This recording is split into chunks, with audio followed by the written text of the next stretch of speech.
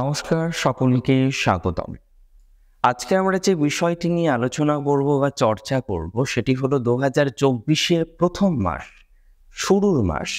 জানুয়ারি মাস কেমন যাবে কন্যা রাশির জাতক জাতিকাদের এই বিষয়ে বা এই প্রসঙ্গ।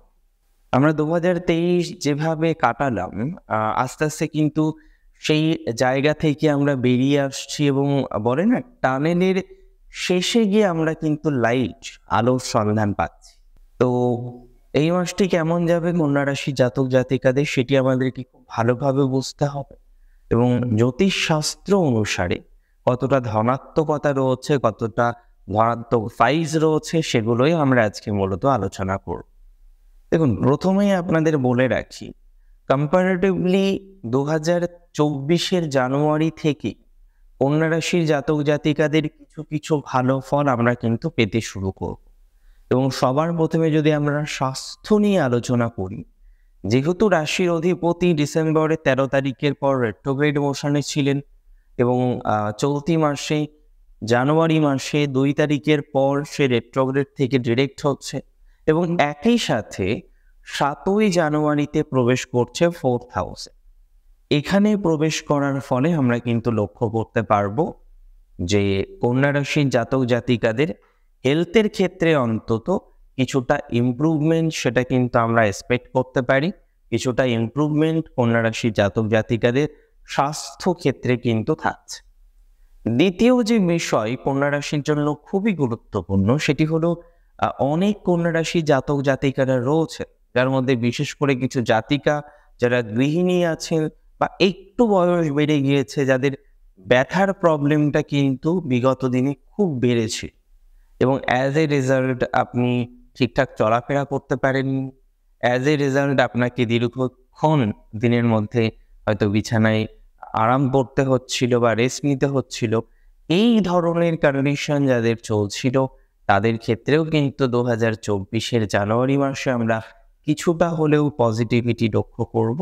অর্থাৎ এখানে আমি একটা কথাই বলতে চাই যে পজিটিভিটি স্বাস্থ্য সংক্রান্ত বিষয়, সেটি কিন্তু কন্যা রাশির জাতক জাতিকাদের ২০২৪ সালের জানুয়ারি মাসে নিশ্চিতভাবেই থাকছে। ৭ তারিখের পরে আমরা আরও পজিটিভিটি বা পজিটিভ রেজাল্ট সেটা কিন্তু ফিল করব। বেদনা সংক্রান্ত বিষয়ে, ব্যথা বেদনা ইত্যাদি সংক্রান্ত বিষয়ে যাদের জটিলতা চলছে তাদের ক্ষেত্রেও কিন্তু কিছুটা ধনাত্মকতা বৃদ্ধিপ্রাপ্ত হবে। এর পরের যে বিষয়টি আমার মনে হয় এটি হয়তো আরো গুরুত্বপূর্ণ, কারণ আপনাদের অর্থনৈতিক অবস্থা বিগত ১-১.৫ বছর অত্যাধিকভাবেই ভুগিয়েছে এবং চলতি মাস জানুয়ারি মাসে আমরা অর্থনৈতিক বিষয়েও কিন্তু ধনাত্মকতা পেতে চলেছি। এর পিছনে দুটো রিজন আছে। প্রথমত, শুক্র গ্রহ সে কিন্তু প্রবেশ করবে রাশি সাপেক্ষে ৪র্থ ভাব এবং আপনারা প্রত্যেকেই জানেন 4th হাউস একটা স্টেবল ঘর। সেখানে দ্বিতীয় পতির প্রবেশ সেটি কিছুটা হলেও ধনাত্মকতা দেবে, কারণ এর আগে আমরা দেখলাম যে আপনার ষষ্ঠ ঘরের অধিপতির দশম দৃষ্টি দ্বিতীয় ঘরের অধিপতির উপরে ছিল ৩য় ভাব। এই কম্বিনেশনের প্রভাবে কিন্তু অর্থনৈতিক সেই অর্থে ডেভেলপমেন্ট আমরা চলতি মাসেও পাইনি, কিন্তু জানুয়ারি মাসে যেহেতু রাশির দ্বিতীয় অধিপতি অর্থাৎ দ্বিতীয় ঘরের অধিপতি যে কিনা শুক্র গ্রহ, সে প্রবেশ করবে ১৮ই জানুয়ারি নাগাদ ধনু রাশির ঘরে। অর্থাৎ এখানে গিয়ে আমরা কিন্তু কিছুটা অর্থনৈতিক পজিটিভিটি এক্সপেক্ট করতে পারবো বা বলা যেতে পারে অর্থনৈতিক পজিটিভিটি কিছুটা হলেও কিন্তু লাভ হবে কন্যা রাশির জাতক জাতিকাদের। তবে কন্যা রাশির ক্ষেত্রে একটাই শর্ত থাকছে, সেটি হলো যাদের মেন্টাল প্রেশার অতিরিক্ত মাত্রায় রয়েছে, যাদের মানসিকভাবে অসুস্থতা বা বলা যেতে পারে মানসিকভাবে ঠিক শান্তির মধ্যে আপনারা নেই, এমন অনেকেই রয়েছেন যে মেন্টাল অরিজের মধ্যে রয়েছেন, মানসিক প্রেশারের মধ্যে রয়েছেন। তাদের ক্ষেত্রে কিন্তু কিছুটা হলেও ইমপ্রুভমেন্ট 2024-এর প্রথম মাসে আমরা লক্ষ্য করতে পারবো। তবে একটা কথা মাথায় রাখতে হবে, অক্টোবরের পরে যখন পরিবর্তন হলো রাহু এবং কেতুর অ্যাক্সিসের, আমি একটা কথা আপনাদের সাথে বারবার শেয়ার করেছি যে হ্যাঁ, আমরা অনেক ক্ষেত্রে পজিটিভ রেজাল্ট পাবো, এ বিষয়ে কোনো সন্দেহ নেই। অনেক ক্ষেত্রেই ধনাত্মক রেজাল্ট আসবে, সে বিষয়েও কোনো সন্দেহ নেই। কিন্তু যে বিষয়ের সন্দেহ আছে, যে বিষয়ের পজিটিভিটি আছে, সেটি হচ্ছে আপনার মনিটারি বিষয়ে, সেটি হচ্ছে আপনার ফাইন্যান্সিয়াল এবং আদার্স কিছু ম্যাটারকে কেন্দ্র করে। কিন্তু স্বাস্থ্য নিয়ে, বিশেষ করে যেহেতু রাশিতে কেতু প্রবেশ করবে এবং নিজের স্বাস্থ্য, নিজের পার্টনারের স্বাস্থ্য, নিজের মায়ের স্বাস্থ্য, এই বিষয়গুলো নিয়ে কিন্তু কিছুটা হলেও ভুগতে হবে। এবং অ্যাজ ইট ইজ অনেকেই বর্তমানে স্বাস্থ্য সমস্যায় আছেন। হ্যাঁ, 2024 এর প্রথম মাস জানুয়ারি মাস কিছুটা রিকভারি হয়তো থাকবে, কিন্তু পূর্ণাঙ্গ রিকভারি আমরা 2024 জানুয়ারি মাসেই কিন্তু পাবো না। সেটির জন্য হয়তো আরও কিছু সময় আমাদেরকে দিতে হবে। এর পরের যে বিষয়টি নিয়ে আমাদের আলোচনা করার প্রয়োজনীয়তা রয়েছে, চর্চা করতে হবে, সেটি হলো কন্যা রাশির জাতক জাতিকাদের কমিউনিকেশন এবং আইনি জটিলতা। অনেক কন্যা রাশি জাতক জাতিকাদের রয়েছেন যাদের বর্তমানে কিছু আইনি জটিলতা, কিছু অপ্রাসঙ্গিকভাবে জটিল বিষয়, সেগুলো কিন্তু কন্টিনিউ হচ্ছে। এক্ষেত্রে গিয়ে আপনার একটা সিম্পল প্রশ্ন, যে 2024 প্রথম মাসে আইনি জটিলতাগুলো থেকে পূর্ণাঙ্গ রিকভার করা যাবে কিনা। দেখুন, পূর্ণাঙ্গ রিকভার করার মতো অবকাশ দেখতে পাচ্ছি না। তবে 2024 প্রথম মাসে কিছুটা হলেও ধনাত্মকতা যে আপনাদের আছে, এ বিষয়ে কোনো রকম সন্দেহ নেই। এবং আমার ব্যক্তিগতভাবে মনে হয় 2024 জানুয়ারি মাসে অন্তত পক্ষে কিছুটা ডেভেলপমেন্ট আপনাদের আইনি জটিলতাগুলো থেকে আমরা পাবো। বা বলা যেতে পারে যে কোনো রকম যদি হিয়ারিং থাকে, কোনো ধরনের যদি কোর্ট প্রসিডিং থাকে, সেক্ষেত্রে কিছুটা হলেও আপনার ধনাত্মকতা কিন্তু বৃদ্ধিপ্রাপ্ত হবে, কিছুটা হলেও কিন্তু পজিটিভিটি আপনি লক্ষ্য করতে পারবেন। অর্থাৎ এটা একটা পজিটিভ সিম্বল হিসেবেই কিন্তু 2024 প্রথম মাসে থাকছে। তবে একটা কথা মাথায় রাখতে হবে, এই ধরনের যে ফলাফলগুলো, এই ধরনের যে পজিটিভিটিগুলো, সেটা কিন্তু 15 তারিখের মধ্যে বা 15 তারিখ পর্যন্ত সময়ের মধ্যে পাবেন। যখন উত্তরায়ণের সূচনা হচ্ছে 15 তারিখে, একই সময়ে যখন রবি প্রবেশ করছে মকর রাশিতে, অর্থাৎ মকর সংক্রান্তি থেকে সম্পর্কজনিত বিষয়ে কিন্তু কিছুটা সাময়িক ডিস্টারবেন্স থাকবে। কারণ রবি যখনই পঞ্চমে প্রবেশ করবে, একটা বিশেষ কম্বিনেশন তৈরি হবে, সেটা হলো 5-12 এর কম্বিনেশন। অ্যাজ এ রেজাল্ট দেখা যাবে যে কিছু সম্পর্কের ক্ষেত্রে আমরা ডিস্টারবেন্স ফিল করব। দেখুন, সব সম্পর্কের ক্ষেত্রেই ডিস্টারবেন্স ফিল করব এমন নয়। বিশেষ করে যাদের সাথে লেনদেনের সম্পর্ক আছে, অর্থাৎ আপনি কিছু অর্থ প্রদান করেন বা কিছু একটা সাহায্য করেন, তার বিনিময়ে সেও কোনো একটা সাহায্য আপনাকে করে, বা সে আপনাকে অর্থ সাহায্য করে, তার বিনিময়ে আপনি কিছু সাহায্য করেন। অর্থাৎ এই ধরনের সম্পর্কগুলিকে আমরা বলতে পারি লেনদেন সংক্রান্ত সম্পর্ক। তো এই ধরনের লেনদেনের সম্পর্ক যাদের রয়েছে, তাদের ক্ষেত্রে কিন্তু কিছুটা ইমপ্রুভমেন্ট আপাতত স্তরে থাকবে না 15 তারিখের পর থেকে। তবে সেটি আবার পরবর্তীকালে কিন্তু রেকটিফাই হবে। পরবর্তীকালে এই জায়গাটা কিন্তু আবার সঠিক একটা মার্গে আসবে। যেটা খুব বেশি গুরুত্বপূর্ণ আপনাদের, সেটা প্রেমজ সম্পর্ক। দেখুন, প্রেমজ সম্পর্ক নিয়ে যেভাবে ভুগেছেন কন্যা, বা একটু এই ধরনের সম্পর্কগুলো নিয়ে যেভাবে ভুগতে হচ্ছে, সেটা তো অনেক দিন হলো, দীর্ঘমেয়াদী কিন্তু একটা প্রসেস, যে আপনাদের দীর্ঘমেয়াদী সময়কাল নিয়েই ভুগতে হয়েছে। এই জায়গায় গিয়ে আমি দুটো কথা আপনাদের বলবো, যে নতুন করে হয়তো ঝামেলা অশান্তি আসবে না, তবে কিছু কিছু ক্ষেত্রে সঠিক মার্গে আসার সম্ভাবনা থাকবে 15ই জানুয়ারি পর্যন্ত।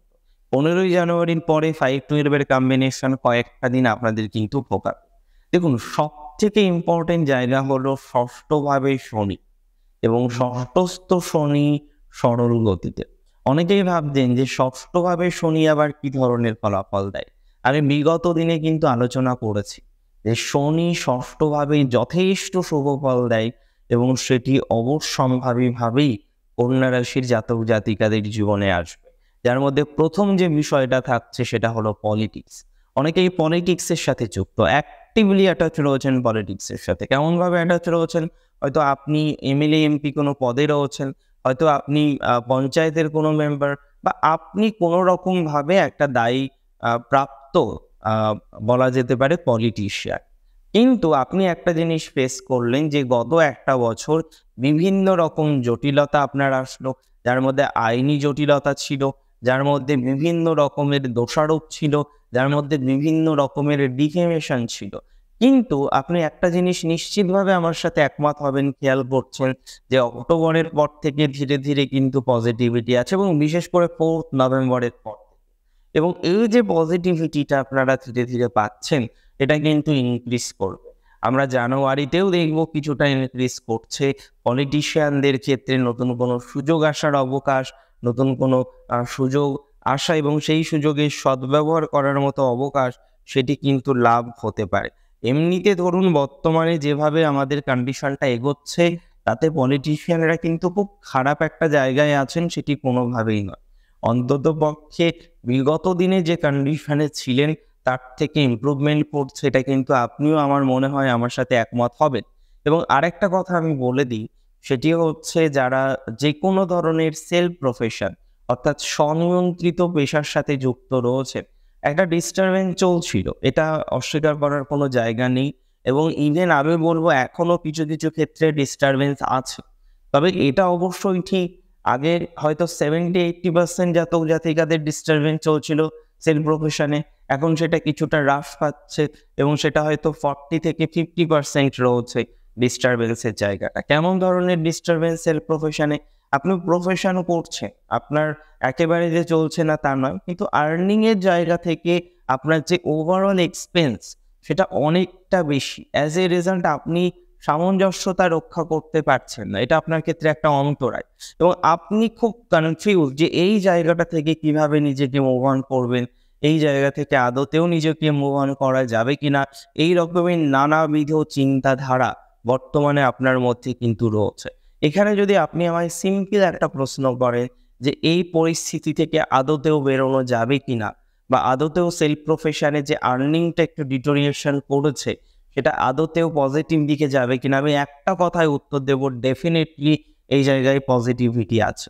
এবং 24 জানুয়ারিতেও কিন্তু আমরা সেলফ প্রফেশন সংক্রান্ত বিষয়ে কিছুটা ধনাত্মকতা লক্ষ্য করতে পারবো।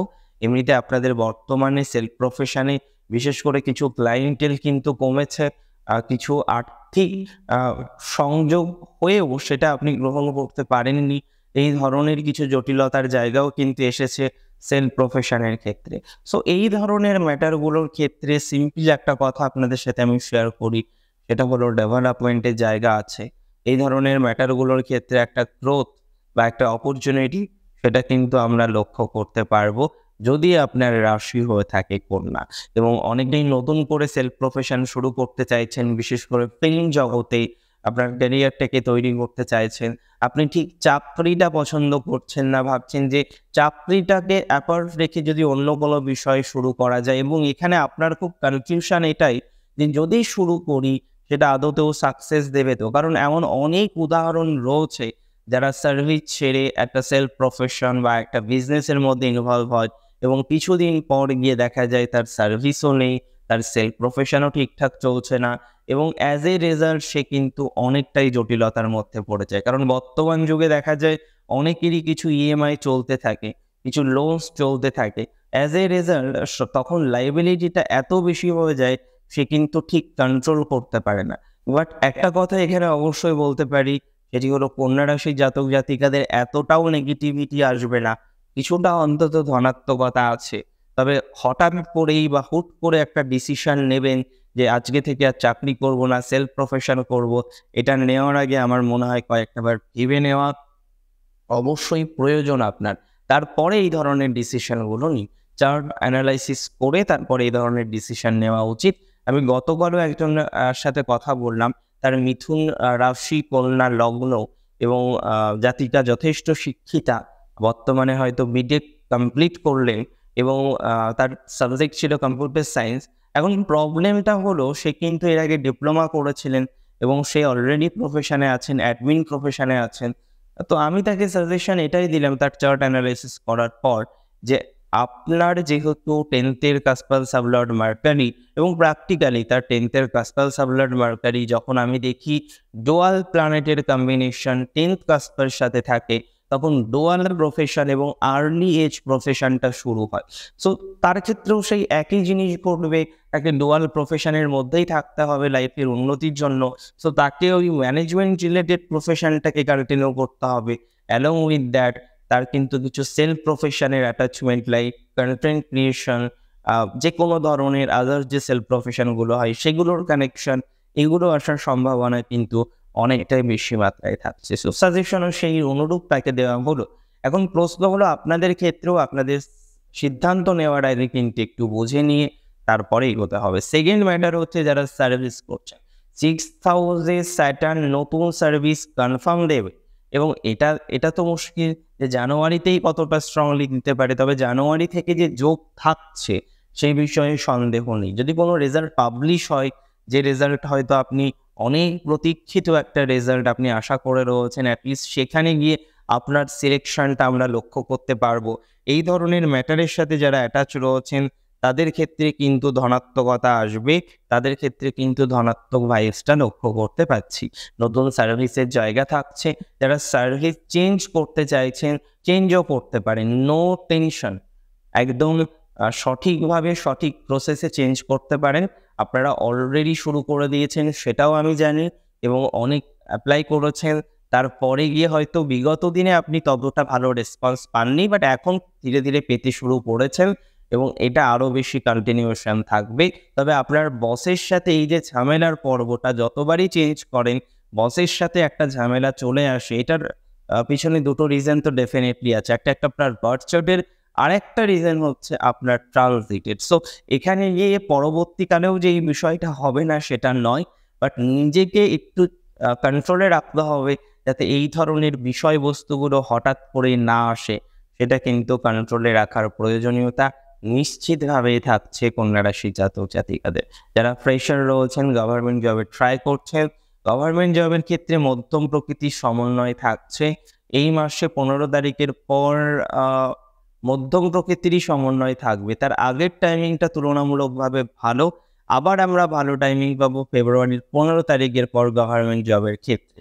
আচ্ছা, এর পরের যে ম্যাটারটা নিয়ে আমরা এবার আলোচনা করব বা চর্চা করব সেটি হলো বিজনেস। এবং কন্যার বিজনেসের জায়গাতে যে নেগেটিভিটি আছে সেটা নয়, কিন্তু রং ডিসিশন টেকিংয়ের সম্ভাবনাটা অনেকটা বেশি। রং ডিসিশন টেকিং হয়ে যেতে পারে। অনেক ক্ষেত্রেই কন্যার ক্ষেত্রে যেটা হয়ে যাওয়ার পসিবিলিটিস রয়েছে সেটি হচ্ছে ভুল মানুষকে বিশ্বাস করে ইনভেস্ট করা। যারা বিশেষত ব্যবসায়ী রয়েছেন এবং ভারী দ্রব্যাদি থেকে শুরু করে ট্রান্সপোর্টেশন থেকে শুরু করে যে কোনো ধরনের মেকআপস রিলেটেড ম্যাটারের সাথে শুরু করে যারা অ্যাটাচ রয়েছে তাদের ক্ষেত্রে কিন্তু এই ধরনের একটা জটিলতা ভেরি রিসেন্ট টাইমে এসেছে। বাট আমার মনে হয় এই বিষয়টাকে আমরা খুব ইজিলি কন্ট্রোল করতে পারবো, বিকজ এই ধরনের একটা ভাইবস আপনার চার্টে কিন্তু রয়েছে। অ্যাজ এ রেজাল্ট এই বিষয়টাকে কন্ট্রোল করা যাবে। রইল বাকি এডুকেশন, যারা এন্ট্রান্স এক্সামিনেশনের জন্য চেষ্টা করছেন, যেহেতু 4th হাউসের ভাইবসটা মোটামুটি এপ্রিলের পরে আরও বেটার হবে 4th হাউসের ভাইবস। তো কিছু ক্ষেত্রে কিন্তু কম্পিটিটিভ এক্সামিনেশনে সাকসেস রেট আছে। তবে যাদের হায়ার লেভেলের কম্পিটিটিভ এক্সামিনেশন জানুয়ারি ফেব্রুয়ারি নাগাদ জয়েন্ট এন্ট্রান্স এক্সামিনেশন, বিশেষ করে ইঞ্জিনিয়ারিং এটা হয়। সো এই ধরনের ক্ষেত্রে কিন্তু যদি আপনার বার্থ চার্ট পারমিট করে সেক্ষেত্রেই পজিটিভ ভাইবসটা আসবে। এমনিতে ট্রানজিটের ভাইবস মধ্যম প্রকৃতির, নিতান্ত নেগেটিভ নয়, তবে স্ট্রংলি যে পজিটিভ আছে সেটাও কিন্তু লক্ষ্য করতে পারছি না।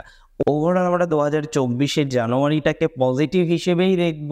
বেশ কিছু ক্ষেত্রে ধনাত্মকতা আছে। আমি ডেফিনেটলি বোনাস রাশিফল আলোচনা করব এবং সেখানে আরেকটু চেষ্টা করব একটা ইম্পর্টেন্ট টপিককে অ্যাড করার এবং নাক্ষত্রিক প্রেডিকশনের সাথে সাজেশনও থাকবে। আজকের অনুষ্ঠান এখানেই শেষ করছি। অনেক ভালো থাকুন আপনারা প্রত্যেকে, অনেক সুস্থ থাকুন। জয় শ্রী গণেশ।